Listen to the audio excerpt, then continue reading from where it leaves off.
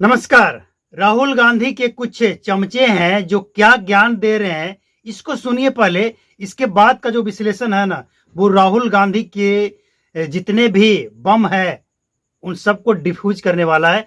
और सबसे बड़ी बात, कर्नाटका में जो हुआ है वो सबको, पूरे भारत को देखना, समझना और जानना चाहिए। पहले ये सुनिए। अगले एक साल के अंदर नीतीश कुमार और चंद्रबाबू नायडू अपनी जो सपोर्ट है ये वापस ले सकते हैं। और ऊपर से टॉप टेबल से जिस तरह से राहुल की जो भाषा है, वो भाषा ये कह रही है कि ऊपर जो रॉकफेलर रॉथस्चाइल्ड और डब्ल्यू वर्ल्ड इकोनॉमिक फोरम से सेटिंग हो गई है कि तुम लड़ो और जनता में जैसे ही फेवर आएगा वो लोग इसको यूज कर लेंगे। कॉन्फिडेंस। तो अभी अंदर खाते जो नरेंद्र मोदी ने तैयारी चालू की है, वो ये तैयारी चालू की है कि किसी तरह शिवराज सिंह चौहान को प्रधानमंत्री पद का उम्मीदवार बना दिया जाए ताकि आरएसएस भी बची रहे, क्योंकि आरएसएस के अंदर बहुत ज्यादा खिलाफत है नरेंद्र मोदी की। तो आरएसएस का चमचा एक ही बचा हुआ है इनके पास, या नितिन गडकरी या फिर ये शिवराज सिंह चौहान। और ये खुद राष्ट्रपति बनने की फिराक में है। नरेंद्र मोदी की महाभियोग से बच जाऊंगा, कम से कम 5 साल तो चल जाएंगे, वरना इसके पास सुसाइड करने के अलावा दूसरा रास्ता नहीं है। जनता फांसी तोड़ देगी, इसे छोड़ेगी नहीं। सड़क पे उतर गया तो इसके मतलब कच्चा भी नहीं छोड़ेगी। ये 11वां साल है मोदी का। हर साल राहुल गांधी जी की एक बात सही साबित हुई, लगभग 1 दर्जन बातें उनकी सही साबित हुई। प्रधानमंत्री मोदी है, सलाह राहुल गांधी की चलती है, प्रेडिक्शन राहुल गांधी की सही साबित होती है। ये किस तरह की सरकार चला रहे हैं? और अब इतने दबाव में आ गए हैं कि अब राहुल गांधी जी जो कहेंगे, कांग्रेस पार्टी जो कहेगी, विपक्ष जो कहेगा, ये लागू करेंगे। इतने हिले हुए हैं ये लोग आज तक, क्योंकि इनकी चोरी रंगे हाथों ये पकड़े गए। विदेश नीति में फ्लॉप, आंतरिक सुरक्षा में फ्लॉप, अर्थव्यवस्था में फ्लॉप, सरेआम।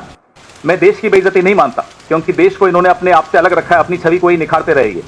पूरे विश्व में भारत के प्रधानमंत्री की छवि मिट्टी में मिल चुकी है।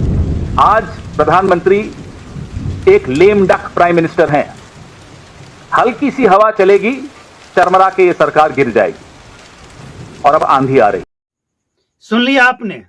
ये वो लोग हैं, पता नहीं कौन लोग हैं ये, हम नहीं पहचानते हैं इन लोगों को, लेकिन ये वही लोग हैं जो राहुल गांधी को और बिगाड़ने में अहम भूमिका निभा रहे हैं। फालतू बकवास की बातों कर करके राहुल गांधी को फंसा रहे हैं। राहुल गांधी का एक पूरा रिकॉर्ड निकाल कर देखिए आप। 2014 के बाद से राहुल गांधी ने जितने भी आरोप लगाए हैं केंद्र सरकार के ऊपर, खासकर पीएम मोदी के ऊपर, उन तमाम आरोपों को अगर आप देखेंगे तो उसमें से 99% आरोप जो है वो झूठ पाए गए हैं। और कोर्ट में जब वो जाते हैं तो कोर्ट से भी उनको लताड़ा जाता है, फटकारा जाता है, और फटकार लगाते हुए कहा जाता है कि आपने ये जो किया है गलत है, हम आपको छोड़ रहे हैं। इसका मतलब ये नहीं कि आप बाहर जाकर फिर से इसको रिपीट कीजिएगा। लेकिन राहुल गांधी सुधरने वाले नहीं है, क्योंकि कुछ लोग ऐसे होते हैं जो आदतन जन्मजात मजबूर होते हैं, वो छूटती नहीं है, लत जाती नहीं है, वो लगा रहता है। राहुल गांधी के साथ भी वही है।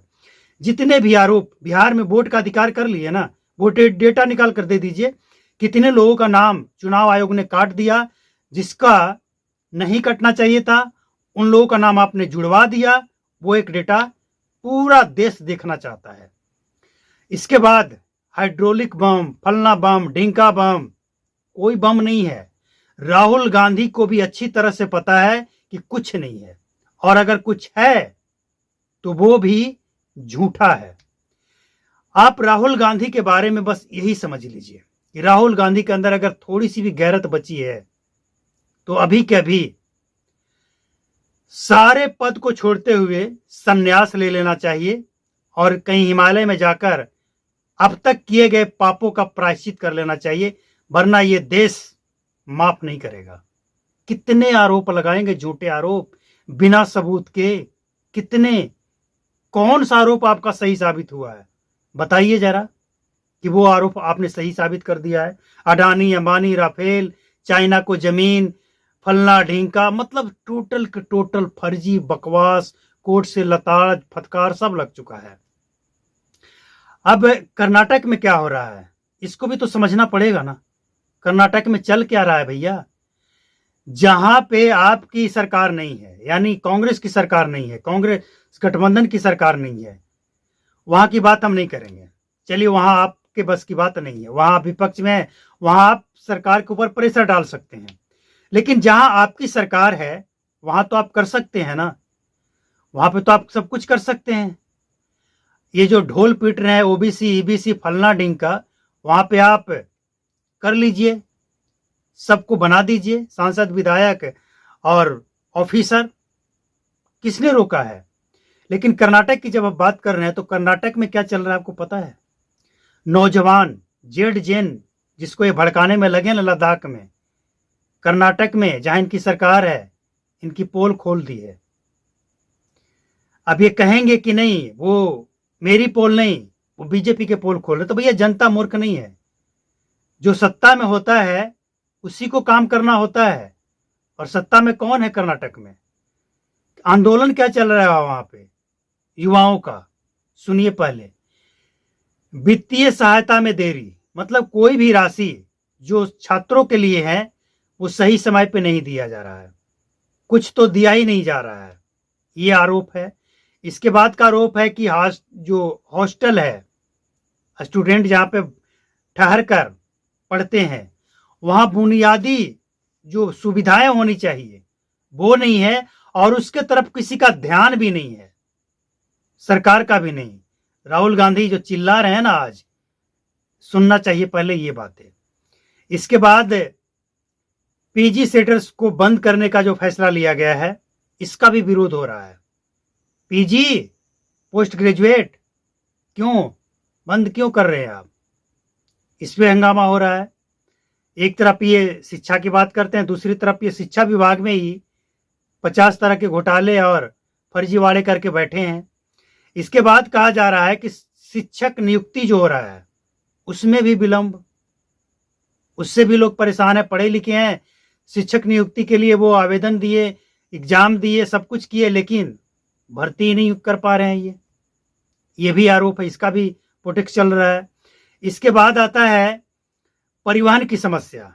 जो दूर दराज के स्टूडेंट हैं, पहले जिस तरह से परिवहन की सुविधाएं दी गई थी वो गायब है, उसको दुरुस्त किया जाए।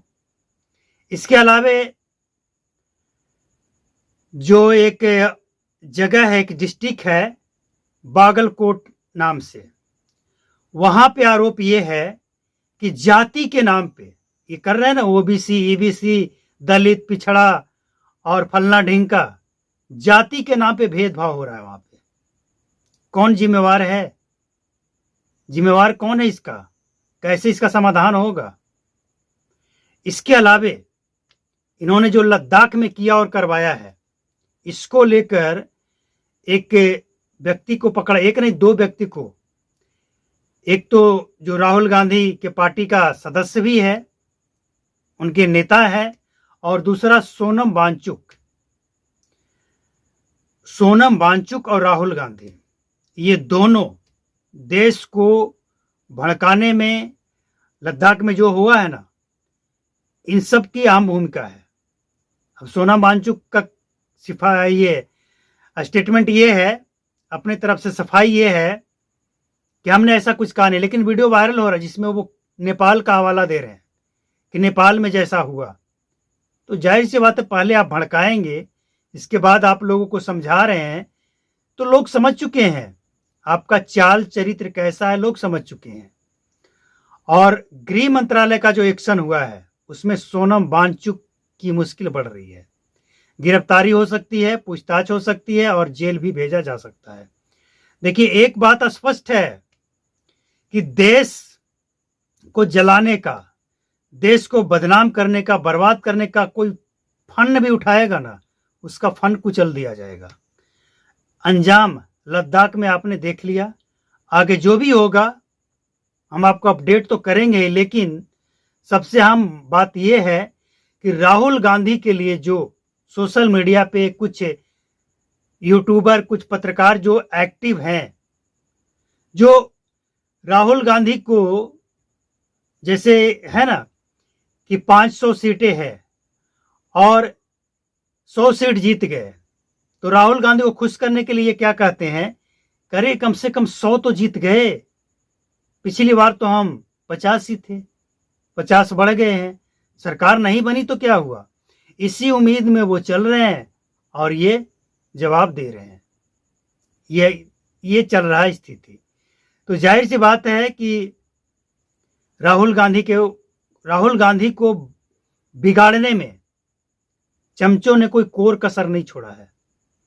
आप देखिए ना, समझिए ना, पिछले कई चुनाव हारते जा रहे हैं। दोष क्या लगा रहे हैं? ईवीएम, चुनाव आयोग।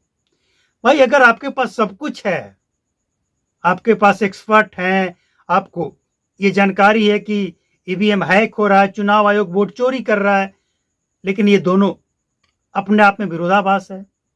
अगर हम चोरी कर ही रहे हैं, फिर काम करने की क्या जरूरत है? जब हम चुनाव आयोग से मिलकर वोट की चोरी कर ले रहे हैं, तो ईवीएम में गड़बड़ करने की क्या जरूरत है? जब हम कोई एक ही काम करने से अगर काम बन जाए तो दो काम करने की क्या जरूरत है? लेकिन नहीं, करेंगे तो करेंगे क्या? आरोप लगाने का काम, भले ही सबूत हो या ना हो। अगर आपके पास इलेक्शन कमीशन के खिलाफ सबूत है, इसके अलावे ईवीएम के खिलाफ, ईवीएम को कैसे हैक वगैरह किया जा सकता है, यही ऐसा अगर सबूत है, तो अब जाते क्यों नहीं है कोर्ट में? कोर्ट जाकर बताइए, दिखाइए, फैसला होगा, सरकार को हटा दिया जाएगा। कोर्ट के पास तो पावर है ना, सुप्रीम कोर्ट। क्यों नहीं जाते हैं? क्यों? क्योंकि डर लग रहा है। यहां कौन देखता है? कुछ वीडियो, कुछ ऑडियो, कुछ फोटोज एआई से जनरेट करवा लिए और लगे हैं अफवाह फैलाने में। तो ये चलेगा कब तक? जनता समझ चुकी है, कांट की हाड़ी बार बार नहीं चढ़ती है। संविधान बदल देंगे, संविधान खतरे में आ जाएगा, ये सब बयान दे देकर आप कुछ सीटें तो बढ़ा लेंगे, लेकिन जब सच्चाई सामने आया है तो सीटें नहीं बढ़ेगी, सीटें घटेगी।